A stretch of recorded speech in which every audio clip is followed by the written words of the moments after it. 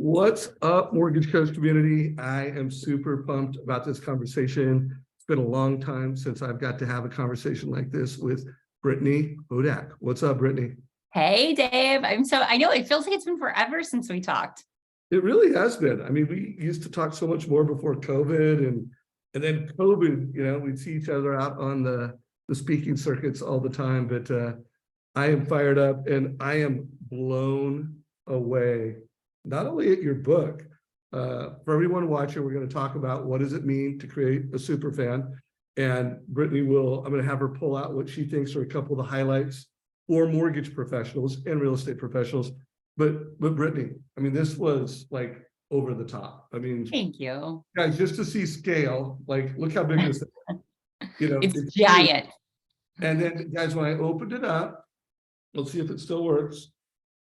Mr. Savage, happy 2023. Thank you so much for your friendship and your guidance, everything else over the years. It has been so amazing to get to know you, my friend. I am so lucky. So guys, this is how you create super fans. This is how you create memories that last forever. Like she did something that was outside of any expectation I could have. Like, friends, oh, I'm going to launch my book. But how many friends send something like this to you and then create a personal message that was truly personal? Like when she was talking to me, I could tell it wasn't like some script that she, read off and she read for everyone. It was like, she was thanking me. She was acknowledging me. Brittany, you created a super fan. Let's be honest, my friend. You know me well enough to know I wouldn't have created a script anyway, even if that would have been the smart thing to do for a lot of people. Yeah. Improv's where it's at. Yeah. So first of all, anyone watching this, whether you're watching this live in our Facebook group or you're watching this on our YouTube channel, if you have a question for Brittany, put it down below, because I can assure you this will not be the last time I interview her this year. And if there's a takeaway, if there's something you love about Brittany, or you've already bought a case of these books and you've started handing them out to realtors. And by the way, not handing them out, if you started having super fan conversations with realtors, leveraging this book as a value prop, let us know that too. Brittany and I, that's the mission we have, is helping you create super fans and helping realtors create super fans. So Brittany, tell me what's new since last time I talked to you. Well, I've got the book, and that's the biggest thing that's new. And, it's been such an honor so the book came out 3 weeks ago, and already I've had people send me pictures of like creating super fans parties in their offices where they've got like their whole branch together, or they've got, like a lunch and learn with, some of their favorite realtors. Like, it's just so cool to hear the stories and see the pictures of the way people are taking what's in the book and actually putting it to use in their business. And the one thing that I really wanted to do with this book, and why it took me so long to write it and get it out into the world, was I wanted it to be actionable. So I love the people who are like, oh, I'm having to take notes as I go. Like, I never write notes when I read a book, but I'm like, I want to do this. I want to do this. I want to do that. So there are a lot of like practical examples in the book. And so because of that, what's new for me has been writing all of these examples that I encounter, because people are like, I want more, I want more, I want more. And so I'm trying to figure out how to share all of these ideas throughout the year. So I think we figured it out, though. I think the answer is I just come back on your show a bunch, and then everybody can get all of these fun tips. I like that. So coming into this conversation, I have a question I want to ask you. And I don't think I asked this the first time, because when we first met, I was referred to you by Justin Tucker. By the way, Justin Tucker, we love you. We love you, Justin. I'm actually doing a Zoom with Justin later today, and then we're going to meet for what I hope is pizza later this week, because I'm going to be in Portland at the end of the week. Make sure you send me a picture of you two having pizza.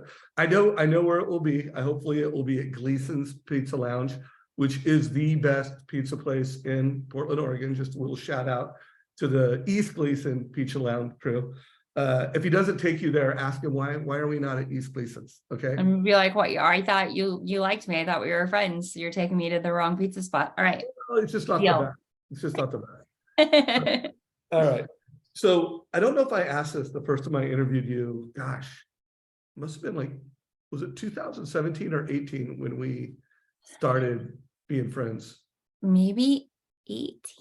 I don't know. It could have been 17. I don't know. It You was had a the couple before video runs times. I before feel like COVID. all the before times sort of just blur together.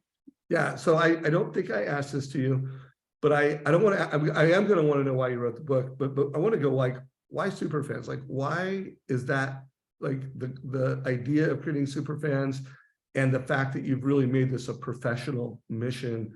Like what is the Brittany Superfan why? Well, I grew up in the entertainment industry. I got my first job at a radio station when I was 16. I was obsessed with music and really trying to figure out why some artists had super fans and others didn't, why some bands would like go viral and others would sort of just go away. And what I realized was the ones who had the biggest success and the most successful career trajectories were the ones who were truly connected with their fans. There was some engagement there. It was a two-way street. They weren't just like, I'm putting out music, buy it. I've got a concert, come. Like they really wanted to know who their fans were and they really wanted to understand what was happening in their lives because that helped feed the creativity that fueled, the music and the performance and the merch and all of those other things. And so as I progressed in my career, I worked for several record labels and entertainment agencies and music magazines and all these companies. I started to work with brands because I was doing bigger and bigger deals with artists where I would go get $1 million from, Pepsi or Johnson & Johnson or whoever and like do these brand deals. And as I started working on the brand side, I realized that all of the same things were true. The brands that cared the most about their customers were the ones who had customers that would be more loyal and would tell their friends. And as I started meeting more salespeople and more professionals who are working on commission, everybody wanted the same thing these bands wanted. They wanted super fans. They wanted customers who were loyal, who were going to tell their friends, who were going to refer more business to them. And I felt like so many sales professionals didn't understand the same thing that some of those artists didn't understand, which was if you want your customers to love you, you have to love them. And you have to do that by like giving them a reason to. Like, you want super fans? Great. Why do you deserve them? What are you going to do to earn them? And like, that's the part that people want to skip over. People just like want to, fast forward to the end where they're like, yeah, I've got all of these loyal customers and a really full pipeline because people are just like sending everyone my way. But when I ask the question, why do you deserve super fans? What is it that you do better than any of your competitors? Why should somebody work with you and not a competitor? And if they like can't answer that question, then that's where I'm like, okay, great. Like we have a lot of work to do. And I know everybody who's watching this, especially in the Facebook community, they know they're used to doing total cost analysis. They're used to having those conversations, but maybe rewind to the beginning of your career when you weren't doing some of those things. You weren't so customer centric in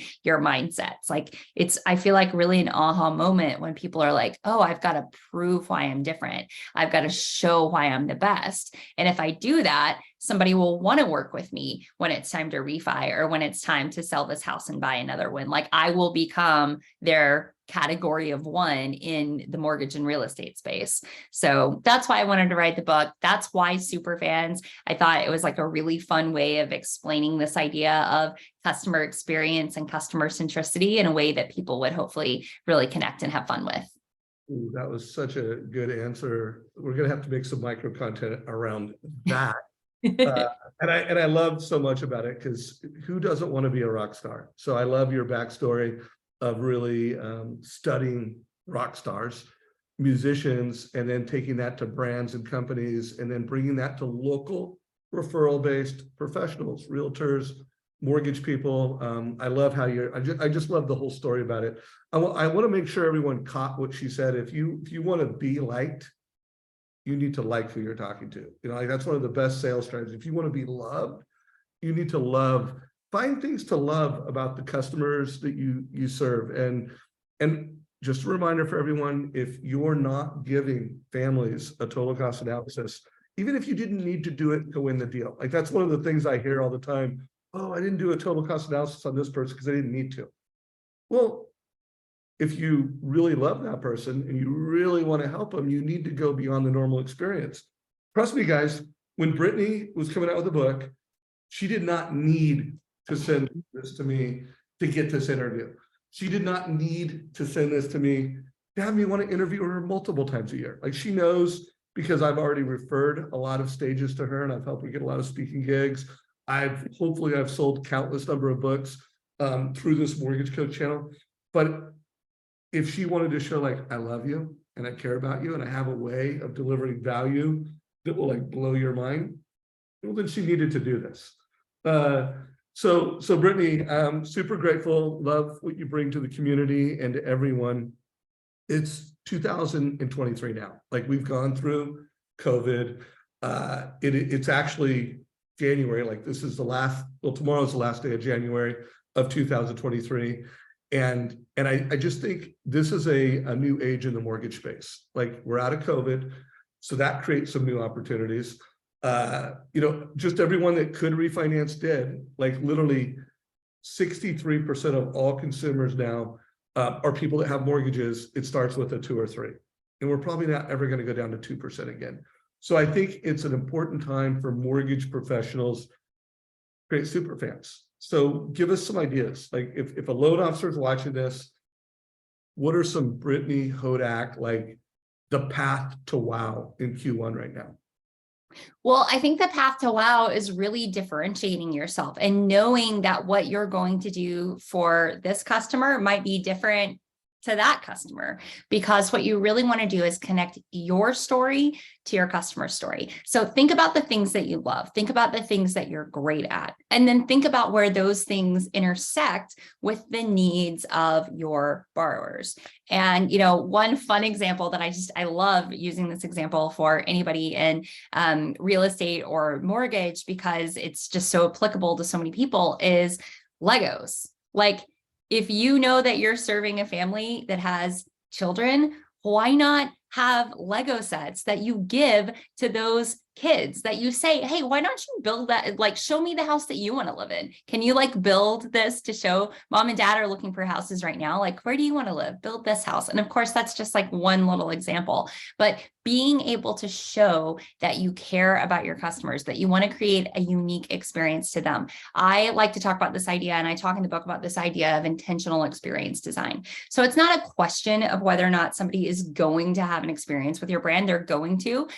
We are living in an experience economy. The only question is it an intentional experience, or is it an accidental one that just sort of unfolds? So take the time to map out, to say, what are the touch points that I'm going to make really special? The same way, like Dave, thank you. I'm so glad you loved the book package that I sent you. But a TCA is such a great touch point. That's a way to elevate what would otherwise be a sort of very like boring conversation. These are the rates, this is what it looks like, into something for someone to really look at and understand how this asset of homeownership is working to them. So what are some of those other touch points that you can do? Are there some surprise and delight moments that you can intertwine? Are there some ways that you can really show that you care about this person, whether it's giving them recommendations for, like how to landscape their lawn, or like fun remodel stuff, whatever it is, do more than you have to do. And that will create a customer who wants to come back and work with you again, because they know you went the extra mile and you over delivered.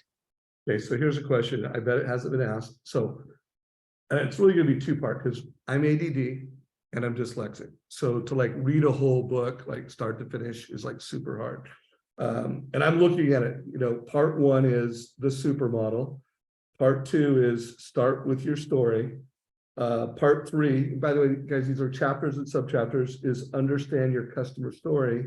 Part 4 is personalize. Part 5 is exceed expectations. Part 6 is repeat. Part 7 is putting it all together. And then part 8, I love this, super group breakdown. So because I'm ADD and dyslexic, like I'll look at a book, and I would have bought this book. Like I would have seen this. It's uniquely designed, but I probably would have started with part 5, exceeding expectations. That's like the chapter that would have started. For those ADD dyslexic people that are loan officers who are going to be meeting with realtors, if there was one chapter they were going to read, what would it be? I think exceeding expectations is a great place to start. And in that section of the book, we cover a few things. We cover how to recover when expectations aren't met. So the idea of the service recovery paradox, something has gone wrong. What now? What's the right way to apologize? How do you get things back on track? We talk about strategic generosity, which encompasses gifting, but it's much more than that. Because I know, you've got RESPA to think of, you've got all of these constraints. By the way, guys, I'm pretty sure a book meets RESPA guidelines. So Oh, yeah, it absolutely does. And for anybody else who's ADHD, there is an audiobook version, and I did narrate it. So you can go to Audible and you can get the audiobook version. I did know that because I did buy it. So I didn't ask that question, but heads up to everyone. I will be listening to the book. I've already listened to half of it. Okay, now what about another question? Knowing that these are loan officers, and really where we can make the most impact in our community is loan officers studying this and reading this, and then them bringing the gift to real estate agents, buying a case of these books and meeting with agents. What would you say is the section of the book that might speak most to partnering and loan officers bringing value to realtors? So the way that I designed the system, so in the book, SUPER is an acronym, and you shared those stories, or you shared those sections. SUPER, it's start with your story, understand your customer story, personalize, exceed expectations, repeat. And I describe these sections as kind of like nesting dolls. Like they really do all build on the one that comes before. So you can do any one and you'll find success. But where a lot of people go wrong is they don't start with their story. They don't understand their uniqueness. And whether you're, whether you're working on the mortgage side or you're working on the real estate side, if you don't understand your uniqueness, if you haven't differentiated yourself from everyone else, you are essentially going to be competing in a commodity market forever. You're going to be trying to win customers by offering them the best rate, responding to them the quickest, paying the most for the leads, hounding them the most. Like that's not what you want to do. So the way that I've designed the system was starting with your story first is to get away from that mindset, to get away from that commodity thinking, to have the tools to be able to say to a borrower, you may be thinking based on rate because that's what you've been taught, but let me tell you why let me tell you why it's so much more than just a number. And that's where, of course, the total cost analysis comes in. So you want people to want to work with you because they trust you, they like you, they understand what you bring to the table. So if you're only going to read one section, I would say read or listen to the start with your story, because that's really where everything has to originate from. If you aren't able to articulate your uniqueness, if you aren't able to tell people why you're better than everyone else in your market competing for those exact same customers, you're always going to find yourself trying to compete and worrying when rates go up. So guys, I'm really clear on a closing thought, and I'm going to give it to you for closing thoughts, but add this to what I did with Jeremy Forcier. First Tuesday, he talked, I go, Jeremy, what are you doing? And he said, I'm calling up everyone who knows, all the real estate partners that know me, like me, and they've referred to me. It was like 70. And he said, and I'm calling them up and I'm telling them what I like about them. Like, guys, the easiest call of the year. Just call them up and tell them 3 reasons that you really like them. And by the way, if you can't think of 3 reasons why you really like them, don't call them. Like, this is only the call list of realtors that you have 3 reasons that you really like them and you respect them. And then I love what Brittany just said. Say, hey, we're coming into this year. Remind them of the fact that every listing appointment that you're going to go out to, 63% of them have a 2% rate or a 3% rate. So you're going to be like, hey, list your home, buy a new home that's got a 6% rate. So you've got a new objection that we have to deal with. So we need to do a good job of differentiating ourselves, of working on our story and our value proposition. And we need to do a good job of delivering advice to that consumer, because some of those consumers, well, maybe they should rent out that home and show them how to build wealth faster by renting it up. Some of those consumers, it still makes sense to move up. So guys, that's my advice to everyone. Like, read that chapter, well, first of all, read the whole book, buy a case Or of them, listen to it. buy a case of them, and then apply some of that Jeremy Forcier. Like, I love how she said it. Like, if you want someone to like you or love you, you got to start with them. So use Jeremy's 3 Reasons I Like You script. How do you want to wrap this call up? Any just ideas you want to give? Any things you want to make sure folks hear in this first interview between the two of us? For first interview of 2023, that is. First interview. Well, I would say in the S section of the book, I talk about this idea of a story set list and writing down all of the things that are remarkable about you, because that will help you have them top of mind as you're trying to connect your story to real estate agent stories. So I talk about, or for any realtors out there for connecting to your customers, I talk about this concept of a super fan is created where your story and theirs intersect. So writing things down. There's a fun story I share in the book about when my niece met Nikki Sixx for the first time. I was working with Motley Crue. We were backstage at an event, and she, had no idea who Nikki Sixx was. The dates kept changing and I had to take her with me to this event. And so we're backstage and catering, and she's just like having her mind blown by like all this chocolate cake that's there. And Nikki walks in, and of course she has no idea who he is. Nikki knows who I am. I obviously know who he is. And he gets down on her level and says, "Hi, I'm Nikki." And she says, "Hi, I'm Haley." And she's like a little bit scared. And he says, "Do you like High School Musical?" Because she had on a High School Musical shirt. And she's like, "I love High School Musical." And then they had like a 10-minute conversation about like Zac Efron and Ashley Tisdale. This was like 12 years ago or something. But he was like talking to her about Hannah Montana. And he was like, "You look like you're about 6 years old." And she had just turned 6. And she was like, "How did you know?" And he was like, "My last name is Sixx. I can always tell when somebody's 6. And she just had the best time, like eating chocolate cake and ice cream with all the Motley Crue guys. She did not care that they were rock stars. She cared that somebody cared enough about her to have a conversation about Disney Channel and things that mattered. So things that make you able to connect and able to have personalized experiences with everyone around you. Write down the things that are fascinating about you. Write down the things that you care about, because when you're on the phone telling those realtors what you like about them, it's important to know the ones that like reality TV so that you can, refer them to a new show that you really love, or the ones who love scripted dramas. Like, you've got to look for ways to connect your story to theirs in tangible, memorable ways, because you want them thinking about you outside of the confines of your job. Like, think about how much your mind was blown the first time you saw a teacher outside of school when you were in like kindergarten or first grade, and you were like, "They let her leave school?" So many people only think about the people in their network as it relates to their jobs. Think about the whole person, the full person, all of their interests, and let them get to know you beyond just what it is that you do. And that's where true relationships and friendships can form and grow. And that's how you begin to create superfans. Love, love, love this. So I am looking forward to interviewing you more in this community. Anyone watching this, if you have questions you want me to ask in the future, put them down below.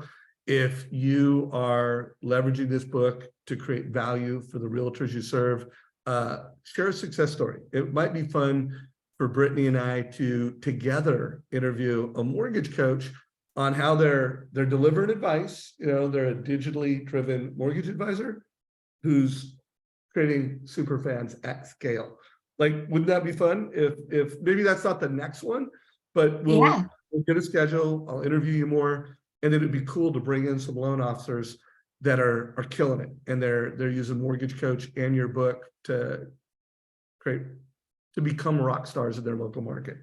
That would be a blast. And an LO named Cindy just reached out to me last week and said, "Hey, I want to buy copies for about 15 of my favorite real estate partners. Could you sign the books?" And I said, "Yes, but I'll do one better. I'll write a note from you to them about what you love about them. Like, Cindy thinks you're super because." And so I just over the weekend wrote out, I've got these, like, I don't have one. Actually, yours probably has one in it, the like hologram autograph stickers. It looks like that. Yeah. So I sent out, she bought the books on Amazon, and I sent out stickers to her. She gave me all the names and something to write about each person. And it was great to say, Shannon, Cindy thinks it's super that blah, blah, blah. Enjoy the book, Brittany Hodak. So anybody who wants to create special gifting moments, let me know and I'll send you stickers and metal bookmarks and some of the other fun things to make these really memorable gifts. What's the best way for people to reach out that want to get the special, the wow, the Brittany wow experience? Well, you can email me at brittany@brittanyhodak.com, or if you're watching this in the Mortgage Coach community, you can just tag me because I love to lurk in the group and see what people are talking about. So happy to connect whatever way is most convenient for whoever wants to make something fun happen. Brittany, you are awesome. I love your energy. I love what you do. Can't wait for the next time we're doing this together. And then hopefully, well, not hopefully, I know we will share some in-person stages. Let's figure out when we're on stage. And that, by the way, that's a reminder. Anyone that's on this that you put on events in the industry, in-person live events, Brittany's spectacular. This is a year to have her on your stage. So make sure you reach out to her for anyone doing a live event. And if you're a loan officer and your company does live events, like forward this video to your leadership team and say, we need to get Brittany Hodak on stage at this year's sales rally. She rocks. Well, thank you, my friend. Take care, Brittany. Always great to see you, Dave. Bye, everybody.